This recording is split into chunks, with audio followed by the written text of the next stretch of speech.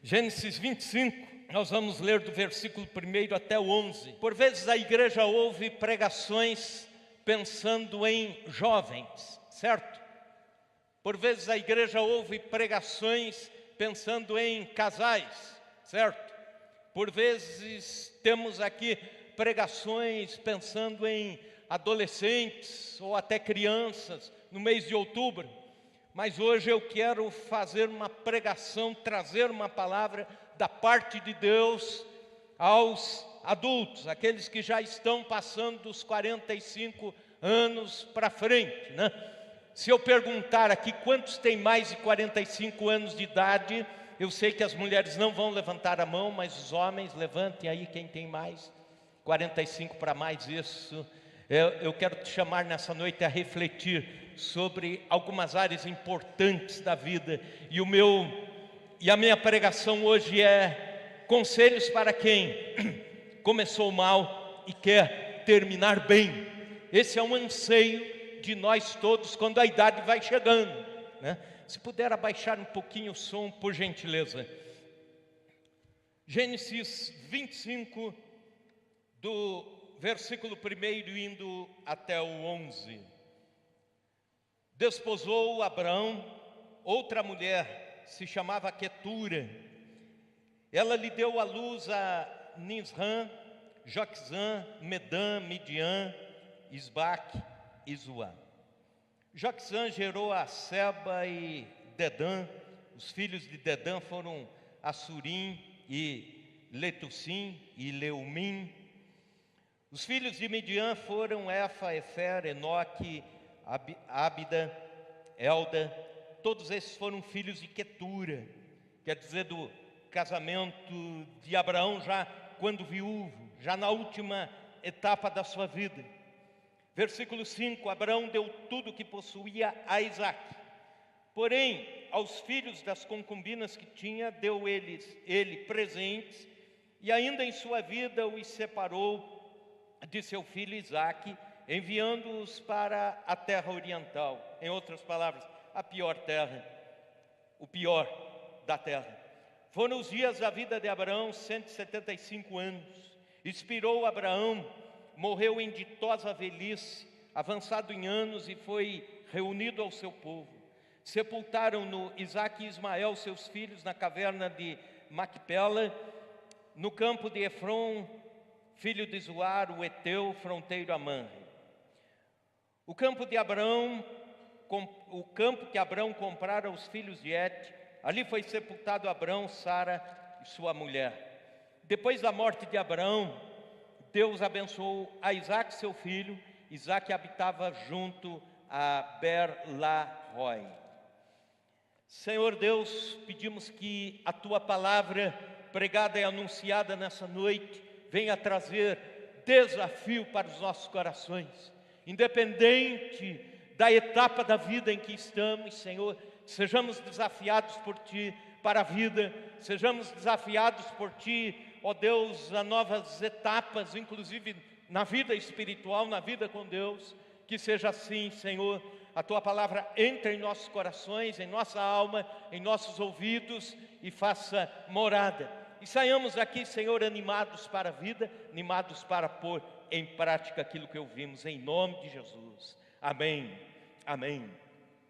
Todos nós estamos escrevendo a história da nossa vida, todos nós estamos escrevendo nossas biografias, todos nós a cada dia estamos passando um dia a mais nesse enredo que tem começo, meio e fim. Há pessoas que na sua história de vida começam bem e terminam mal.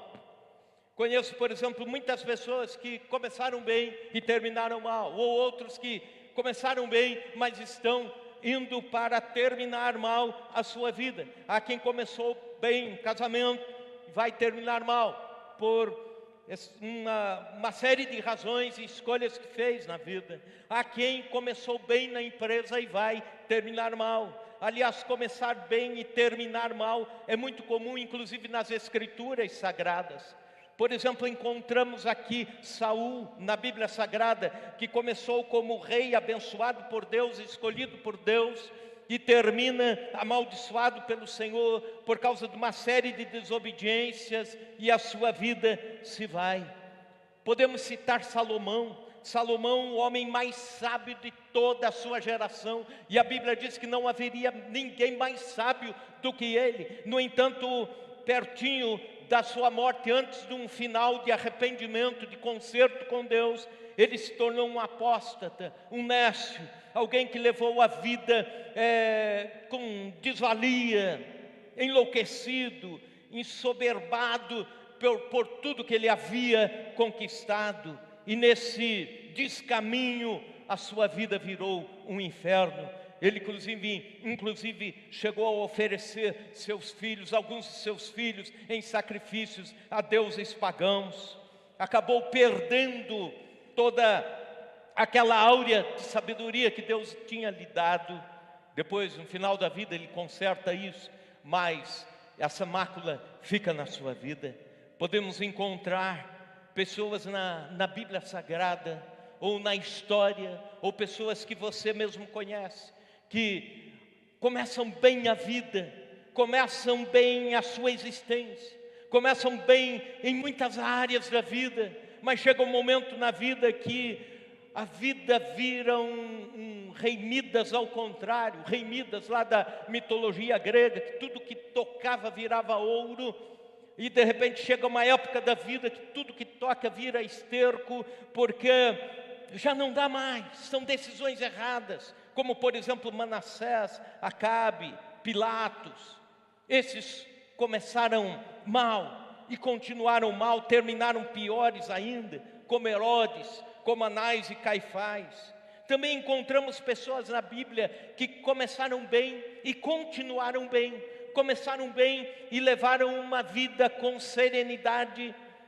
Encontramos, por exemplo, a figura de Cornélio no Novo Testamento. Encontramos a figura de José do Egito, ou de Daniel, o profeta, no Velho Testamento, que começam bem e continuam bem até o fim da vida, e vão. Agora, existem pessoas que começaram mal e terminaram bem. Esse é um desafio para todos nós, porque não há uma área na vida que eu e você não precisamos melhorar. Não há uma área na vida em que nós não venhamos a nos identificar com Abraão, que começou mal e terminou bem. Pois bem, nós encontramos Moisés, que começou mal, terminou bem. Começou como assassino justiceiro e terminou como o líder da libertação do povo de Deus da escravidão do Egito. Encontramos o apóstolo Paulo, que nos seus momentos de soberba, orgulho, violência, foi cúmplice, foi um dos mandantes da morte de Estevão. E depois ele se converte a Cristo e termina como um ícone para nós os cristãos. Aquele que, inspirado por Deus, traz inúmeras orientações para a igreja de Cristo. Nós encontramos, por exemplo, o ladrão da cruz, ao lado de Cristo, aquele que se converte na última hora. Levou uma vida ruim, com certeza até aquele momento, e ali, naquele instante, ele se converte a Cristo. Ele reconhece o seu pecado e reconhece a inocência de Cristo e reconhece a justiça de Cristo. E aliás, tem dois fatores sobre o ladrão da cruz, que quando eu falo sobre ele, já me lembro deles.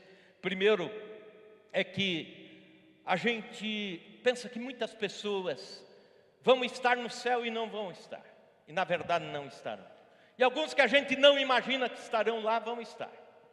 Por exemplo, este ladrão que estava ao lado da cruz e reconhece o seu pecado e reconhece que precisa de misericórdia, e numa confissão pública ele reconhece Cristo como inocente e como a justiça encarnada. Jesus diz a ele: hoje mesmo estarás comigo no paraíso. No último minuto da prorrogação, ele tem o seu encontro com Jesus. Esse é o primeiro fator. Segundo fator é interessante. Todos nós um dia vamos entrar no céu. Todos nós um dia chegaremos lá, espero. Estamos aqui vivendo a vida para isso, estamos aqui vivendo para Deus, pensando nisso. Todos nós chegaremos lá e vamos encontrar com Jesus já glorificado, já lá. Agora, o único que entrou junto com Jesus foi o ladrão. Jesus disse a ele: hoje mesmo estarás comigo no paraíso. Eu imagino a cena, Jesus entrando e esse ladrão da cruz entrando do lado dele assim, e de repente um anjo dizendo: ô moço, cadê o crachá? Né? Ele diz: não, eu estou junto com o chefe aqui. Né? E lá ele me prometeu, eu entraria com ele aqui. E lá está ele para dizer: eu fui o único que cheguei aqui junto com ele, junto com Deus, junto com o Senhor Jesus, após a sua morte. Bom, essa noite eu quero falar exatamente sobre isso. Pessoas que de repente começaram mal em alguma área da vida, casou mal e diz assim: o que começa mal sempre vai terminar mal mesmo, e que se leve assim, até onde der. Ou então escolheu mal a profissão e fica dizendo: se eu pudesse voltar atrás, eu iria pensar diferente, fazer diferente, outras escolhas eu iria tomar. Ou então tomou decisões equivocadas na vida e depois, alguns anos depois, fica dizendo: agora é tarde demais para mudar. Ou então alguém que estragou a vida com o pecado e diz: para mim não tem mais jeito. E aí, você fica se culpando por isso, de que desperdiçou os melhores anos, quem sabe da juventude, da adolescência, desperdiçou oportunidades espirituais, desperdiçou dinheiro na vida, desperdiçou bens, gastou mal, negligenciou a companhia dos pais, ou então negligenciou servir a Deus, os ministérios na vida do povo de Deus, desperdiçou tempo de vida. E hoje pergunta: será que há uma chance de reverter isso? Já que eu comecei mal, será que há uma possibilidade de eu mudar o curso da minha vida? Eu afirmo, inspirado na vida de Abraão, nas escrituras sagradas, que há chance sim, há possibilidade sim. Você pode reverter tudo isso e terminar muito bem para a glória de Deus. Você pode dar uma virada na sua vida e terminar, pela graça de Deus, colhendo lauréis de decisões abençoadas que você pode tomar hoje, independente da idade em que você está. Abraão, no texto em que lemos, já está com idade avançada, 175 anos de idade. Pois bem, ele tinha começado mal a sua vida. Ele começou como um idólatra, filho de idólatras, filho de um sacerdote de deuses pagãos, na pior terra que existia, a terra dos caldeus. E é de lá que Deus o tira, e ali começa a sua vida, mas começa entre tropeços também. Mesmo conhecendo a Deus, ele ainda tem um caráter fraco, é um homem covarde, é um homem mentiroso. Este é Abraão. E inspirado na vida de Abraão, eu quero tirar 3 conselhos aqui que podem nos fazer mudar o curso da vida para que terminemos bem. E se você está bem, pode terminar melhor ainda. O primeiro conselho: quando não puder investir em quantidade, invista em qualidade. Dos versículos 1 até o 4, nós encontramos isso. O Abraão chega a uma idade da vida que os filhos do primeiro casamento da Sara, que já havia morrido, já estão formados, já estão para a vida, e ele diz: eu quero novamente começar, eu quero formar gerações. E com mais de 100 anos, ele está ainda investindo em formar gerações, que era a promessa de Deus para a sua vida, era a promessa de Deus para o velho Abraão. Quando a gente não consegue mais investir em quantidade, devemos investir em qualidade. Há quem diz: não adianta mais mudar de profissão, porque os melhores anos já se foram. Transforme os próximos anos, nem que sejam poucos, em bem qualitativos. Ou então, dizem, por que mudar de vida agora, se só falta pouquinho tempo, 10 anos para me aposentar? Ainda dá tempo, com 10 anos você pode fazer muita coisa numa virada de vida. Para que investir no casamento, se a gente levou mal tudo até agora e os filhos já se criaram, já estão bem? Por que mudar alguma coisa agora? Não, você pode mudar, você pode investir e ter um casamento abençoado, feliz, mesmo estando na terceira idade.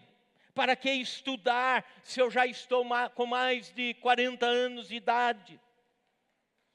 Lembro-me de uma ocasião ter assistido um programa de televisão onde um velhinho com 70 e poucos anos de idade, creio que aí por volta dos 76 anos de idade, ele estudou, fez o vestibular, prestou o vestibular e começou a estudar direito. E lá pelos 81, 82 anos de idade ele estava se formando, e aí o repórter da Bandeirantes perguntou para ele, perguntou o que lhe motivou a nessa idade tomar essa decisão. Ele disse, era o sonho da minha vida, e eu não podia passar pela vida sem esse sonho se transformar em realidade. Então estou aqui. E fez assim com o seu diploma de advogado. Quando o melhor da vida passa, a gente corre o risco de ficar sentindo culpa. Ou então uma mistura de culpa com impotência existencial, dizendo agora não tenho mais condições, ou o tempo já passou. Não, viva com qualidade o que tem pela frente. Viva com qualidade aquilo que Deus te dá daqui para frente. O tempo que você tem. Com mais de 100 anos, Abraão se recusa a envelhecer. Ele diz assim, agora começo de novo aqui com a quietura e a vida vai decorrer. Ele se recusa a dizer, estou morrendo. Tem gente ficando velho com 30 anos, já viram isso? Tem gente cansado da vida com 35 anos, e fica com aquele misto de culpa, de que a alma está envelhecendo, o tempo está passando, o calendário está correndo. Talvez você não possa investir em quantidade nos próximos anos. Talvez não tenha tantos anos assim pela frente, mas que os tenha em qualidade, que desfrute de qualidade, se proponha a recomeçar algo na sua vida. Fiquei feliz esses dias, viajando com os irmãos para uma ministração, quando foi o aniversário da igreja, ouvindo os planos de um irmão, dizendo assim, estávamos juntos no carro, ele dizendo, agora estou reconstruindo a minha vida, agora estou reconstruindo meus planos, agora passei pelos momentos difíceis da vida e estou recomeçando.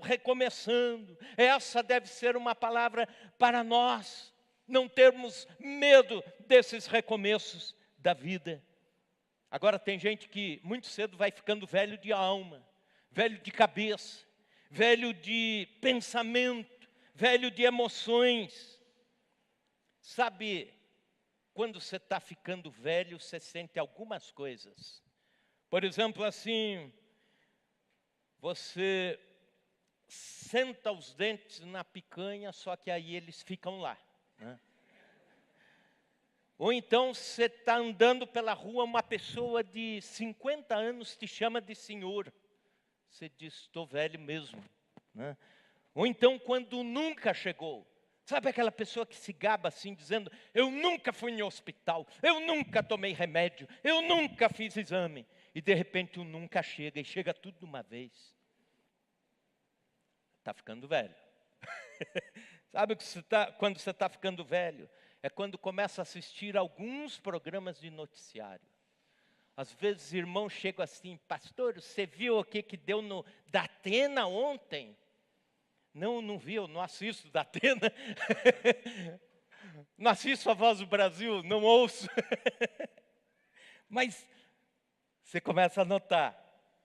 Sabe quando você vai numa festa, todo animado, Mas a primeira coisa que você procura quando entra é uma cadeira. E já puxa aquela cadeira para bem longe do som, assim. Já está ficando velho. Né? Quando está ficando velho, né? Quando a mulher vai comprar o calçado e não pensa mais no design, pensa no conforto, na joanete e tudo mais. Sabe quando está ficando velho?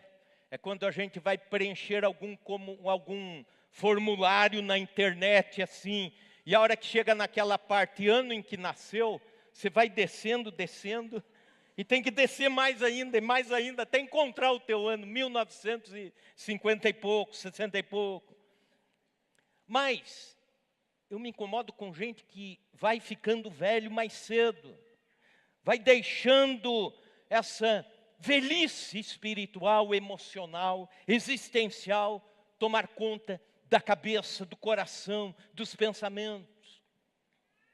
Roberto Marinho começou as organizações Globo com 65 anos de idade.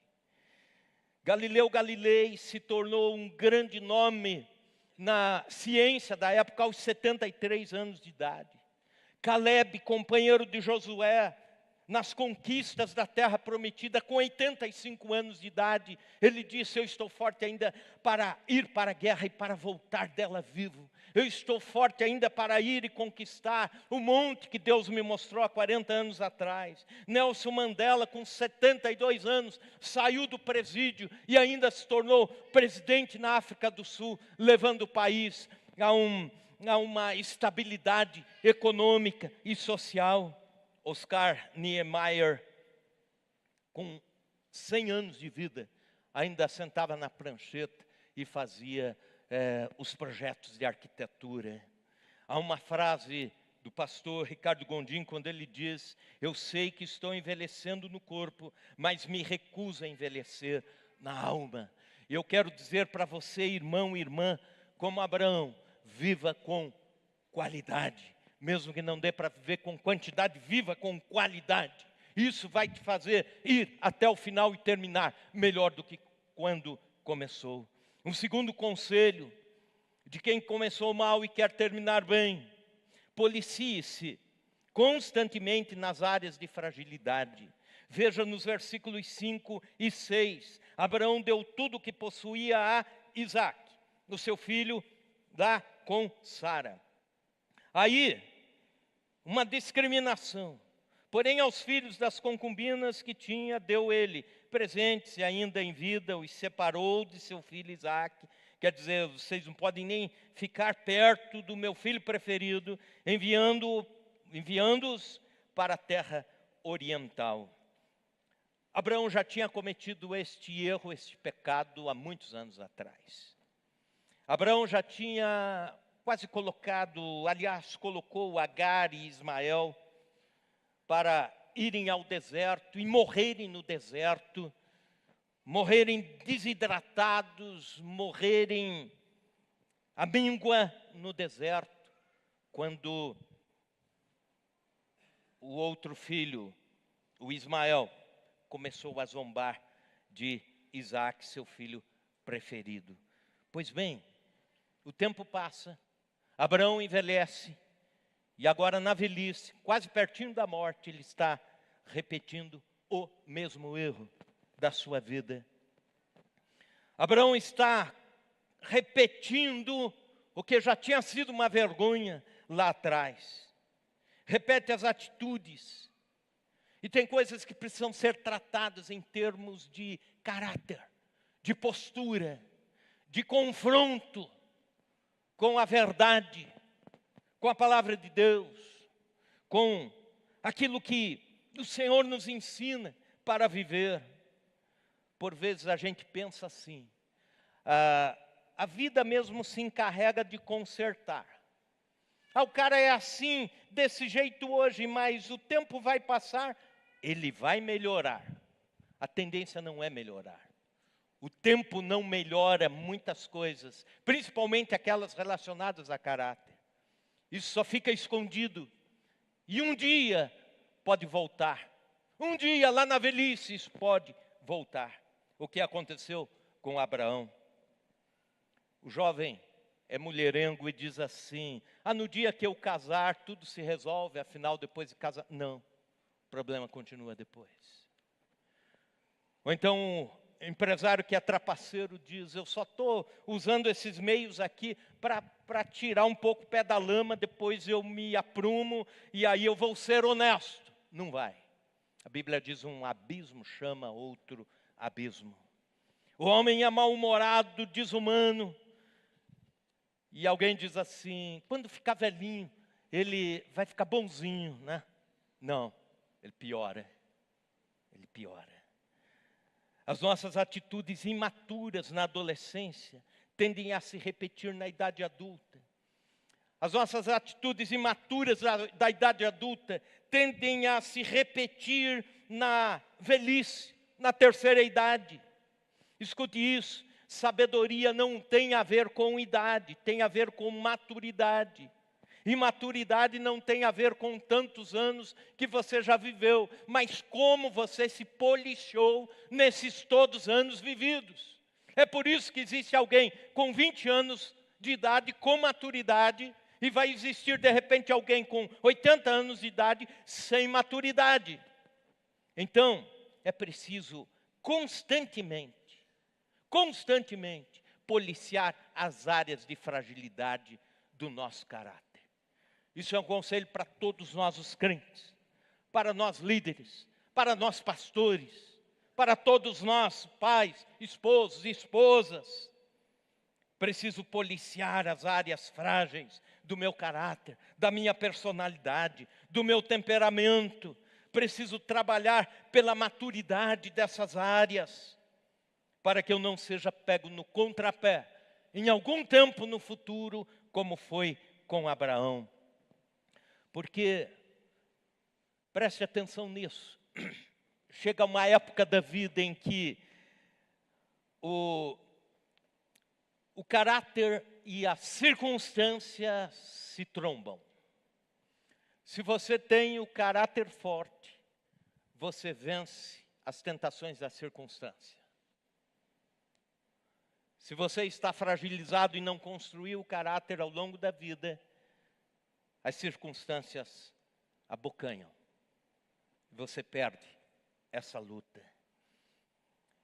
Se ao longo da vida você alimentou e nutriu e fortaleceu o seu caráter e policiou as áreas frágeis da sua personalidade, do seu temperamento e do seu caráter, você vai melhorar e vai terminar bem. Termina bem a vida. Você pode ter até tropeços de repente no passado. Você pode ter vivido até tropeços em algumas áreas no passado, mas corrigindo isso, confrontando isso e também policiando isso, você terminará bem. Entendeu isso? Na vida de Abraão ele não conseguiu fazer isso. Ele terminou bem, mas com esta falha. Um terceiro e último conselho: entenda que as pequenas atitudes de hoje trazem incontáveis desdobramentos futuros. Os versículos 7, indo até o 11, nos fala algumas coisas aqui sobre quem Abraão gerou, como ele viveu. E eu posso resumir esses versículos dizendo o seguinte: ele nasceu como todos os homens da sua época. Ele viveu como homens da sua época. E ele morreu como todos morreram.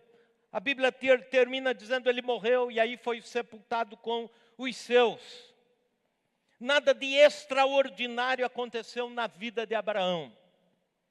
Entenda, pequenas coisas, a somatória de pequenas atitudes. Aquilo que você faz hoje pode estar somando para lá no futuro tudo ter melhorado, tudo terminar bem. O que acontece entre esta fatia de tempo, desde que nascemos até o dia da nossa morte, talvez não seja espetacular para a maioria de nós aqui dentro. É um tempo comum para a maioria de todos nós, é um tempo normal. Talvez você nunca vai sair na capa de uma revista Veja talvez nunca vai ser um popstar, talvez nunca vai ser famoso mundialmente ou nacionalmente naquilo que faz.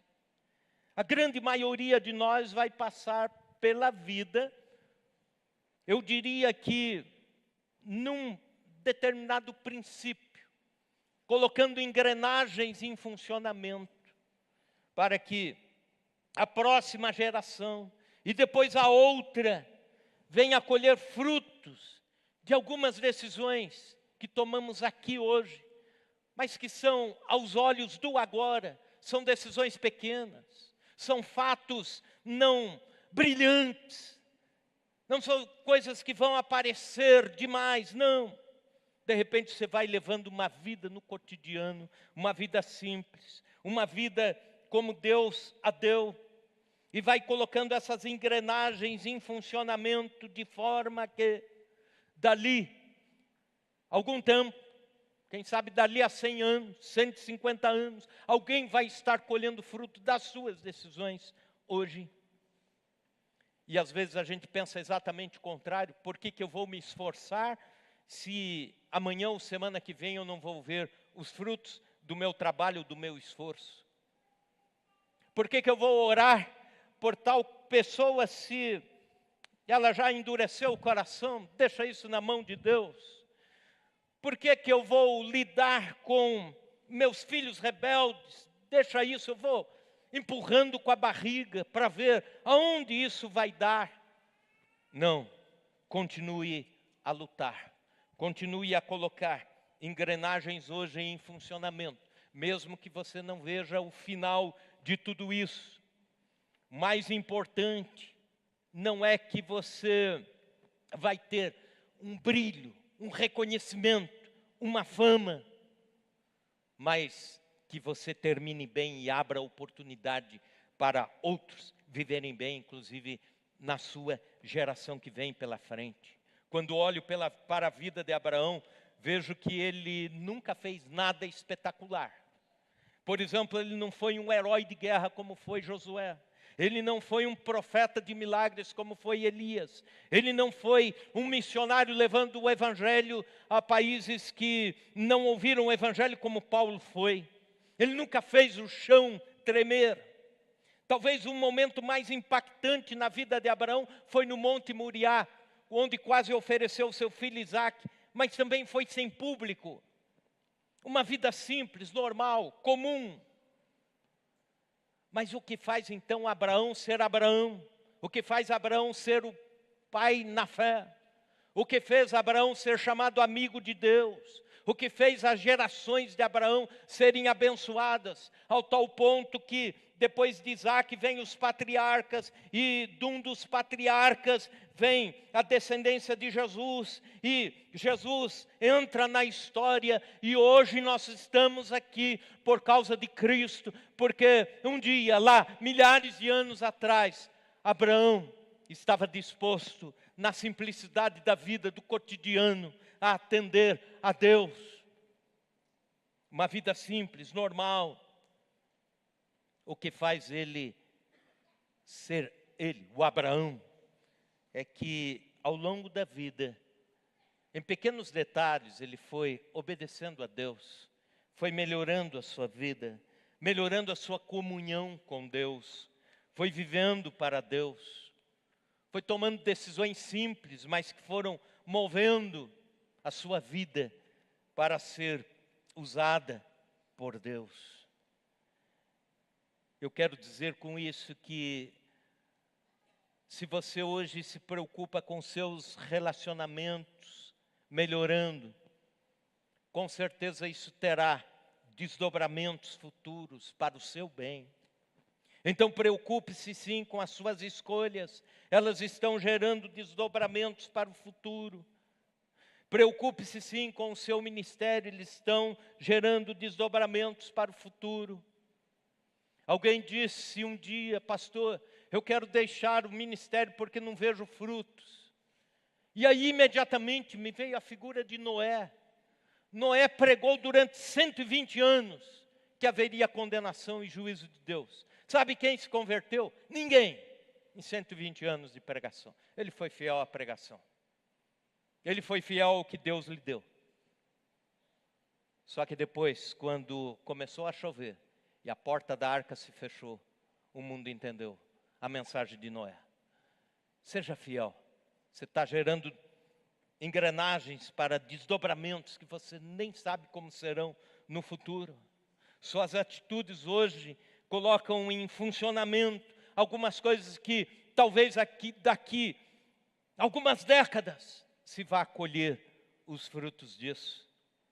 Quando Abraão morreu, Deus abençoou o seu filho Isaque.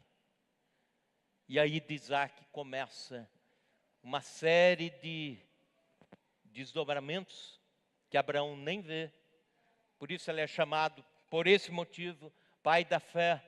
Porque ele não enxerga com esses olhos aquilo que ele semeou, aquilo que com a simplicidade da vida ele criou.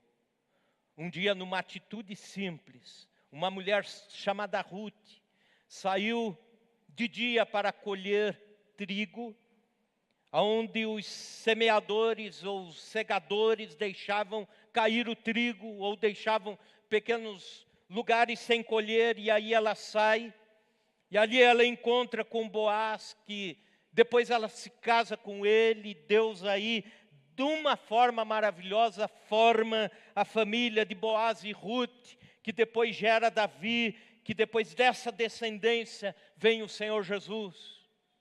Aí você fica pensando, uma tarde, uma decisão de sair e colher trigo. Um dia André chamou Pedro e disse: eu creio que encontramos o Messias, venha e veja, vem para cá. Mal sabia ele que Pedro se tornaria o grande apóstolo, que levaria milhares de pessoas à conversão a Cristo. Um dia Ananias orou por um jovem chamado Saulo, que todos tinham medo dele, revoltado. Mas agora Deus fala: Ananias, vai e ora por ele, porque ele será um vaso usado por mim. E aí ele ora por Saulo. Daquele momento em diante, Deus começa a usar Saulo. E Paulo, assim chamado entre os gentios, se torna o grande pregador. Ano de 1850. Havia uma nevasca numa cidade da Inglaterra, no interior. E era dia de reunião de oração. E havia um líder na igreja, que morava mais próximo da igreja. Sentiu-se cobrado por Deus a ir abrir o templo e pregar naquela noite, porque ele já imaginava, a nevasca está grande, uma pequena tempestade de neve e o pastor não virá. Então, ele ficou entre abrir ou não abrir, e foi, e pregou uma mensagem simples. Ele era um sapateiro, e ele pregou Isaías 45, 22, olhai para mim e sereis salvos. E naquela noite passava na rua, porque estava indo para outro lugar, um jovem de 15 anos de idade. E esse jovem entra, porque a neve estava intensa lá fora, ele entra para se abrigar da neve. E ali ele ouve esta palavra simples: converte-se a Cristo. Mais tarde se torna o príncipe dos pregadores, Charles Haddon Spurgeon, este jovem. Pequenas atitudes na história que geram desdobramentos. Você quer ter um final feliz? Tenha cuidado com o hoje, com as pequenas coisas que você ensina, os modelos de vida que você está construindo hoje, as palavras que você profere hoje, porque você está construindo para o futuro. Nós estamos construindo para o futuro. Lembrando, invista em qualidade. Isso lhe traz jovialidade para o futuro. Policie-se constantemente nas áreas de fragilidade de caráter. Isso faz você terminar melhor lá no fim. Entenda que pequenas atitudes hoje geram desdobramentos imensuráveis no futuro. Quero convidá-lo a ficar em pé. Na velha Grécia, existia uma corrida chamada lampadedromia. Nome difícil, mas a corrida funcionava assim. Os atletas saíam no começo da noite, cada um carregando uma tocha acesa. E o desafio da corrida era: quem primeiro chegasse com a tocha acesa era um vencedor, era coroado vencedor. Alguns chegavam muito pertinho da chegada e não conseguiam manter a tocha acesa, apagava. Outros não tinham a sensibilidade de correr medindo o lado do vento e a tocha se apagava. Poucos chegavam com a tocha acesa no final. Eu vejo que a vida com Deus, a vida cristã é essa corrida. A questão não é chegar primeiro, a questão é chegar com a tocha acesa. A vida de Abraão nos ensina isso. Mesmo começando mal, nós podemos terminar bem para a glória de Deus.